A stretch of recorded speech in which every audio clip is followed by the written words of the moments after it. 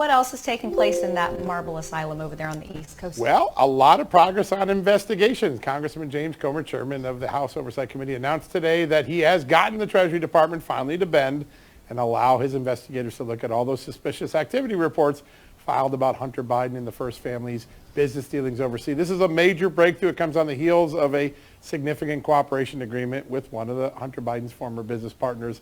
A lot of action on that front, and we have the perfect guest to start us off with that news in mind. He's from Virginia. He's a congressman. He serves on the House Oversight Committee. In fact, he's chairman of the subcommittee on responsiveness and accountability. He is Congressman Ben Cline, and he joins us right now. Congressman, great to have you back on the show. Tom, good to be back. You're on one of the committees that is looking at the Hunter Biden fiasco, all of the oversized business deals. How big a deal is it to get the Treasury Department to actually do what it should have always done, which is allow Congress to see those bank records? It is a big deal. It shows that what we're doing is working, shining a light on the corruption, on the lack of information. They're playing hide the ball left and right, and we're finally calling them to the carpet on it. And so on the Judiciary Committee, Jim Jordan has done a great job with the Weaponization Subcommittee. My subcommittee calls these legislative officials with the executive branch up to Congress, reads them the Riot Act, and the combination of the 1-2 punch of James Comer and Jim Jordan has really proven effective. So we're going to keep it up.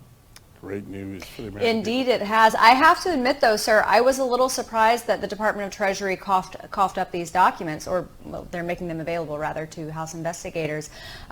We had heard murmurings, what was that, Sean, 2 or 3 weeks ago, that Hunter Biden's former business associate, Eric Schwerin, may have been singing a little. Do you think that that's why they decided to finally make these available?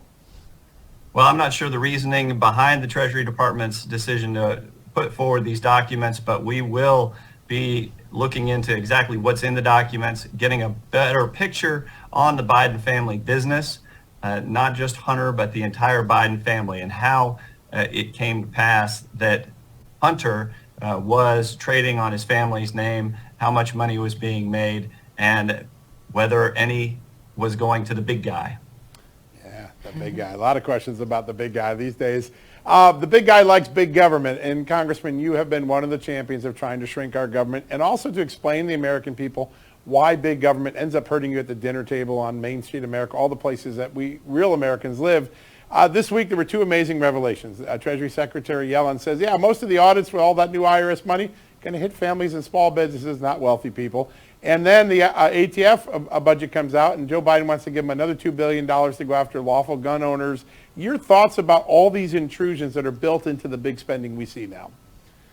Well, it just shows that they're not stopping. They're doubling down on their big government plan to intervene and interfere in every aspect of lives of American citizens.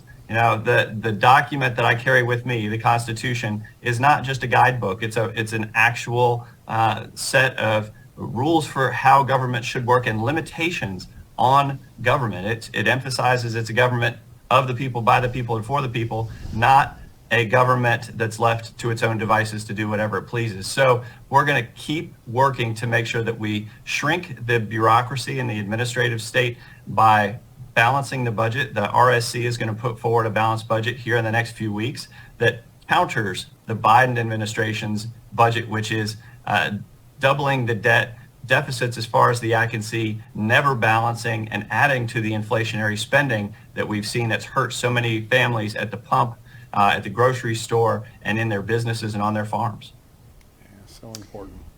Congressman, I love that you carried that rule book around. I think that there are too many people on Capitol Hill who just see the Constitution as, I don't know, maybe recommendations and suggestions. So we definitely appreciate that. I wanted to ask you, I think the American people are tired of footing the bill for a number of different things. As we watched these two major banks collapse on Friday and yesterday, a lot of people were concerned about what the government response was going to be.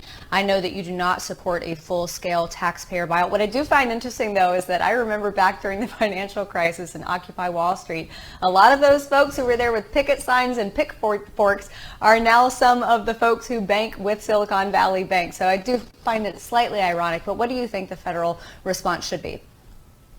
Well, I think that we need to not only, first of all, the structure is sound, the system is sound, and so your community bank, where you are in your community, is sound, and the protections are there. But that said, what we have is the effect of Biden fueling this inflation, causing inflation rates to go up, and rates on bonds to rise, causing those banks that overinvested in government bonds to take a loss. And they were hiding that loss at Silicon Valley Bank. Once that loss came to light, there was a run on the bank by investors, many of whom were tech startups in California. And so what you had was a bank that was lopsided and failed. We have to let bad banks fail.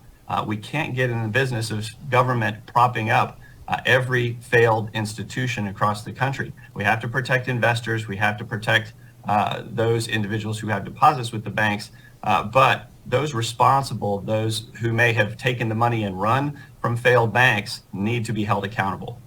Yeah, so important. And one of the things that a lot of the members I've talked to in the last 24 hours told me from the briefings is there's a direct line from Joe Biden's spending to the failures of these banks, which runs this way. Big spending brings big inflation brings big increases in interest rates. Interest rates bring big downturn in investments in risky areas like clean tech or high tech.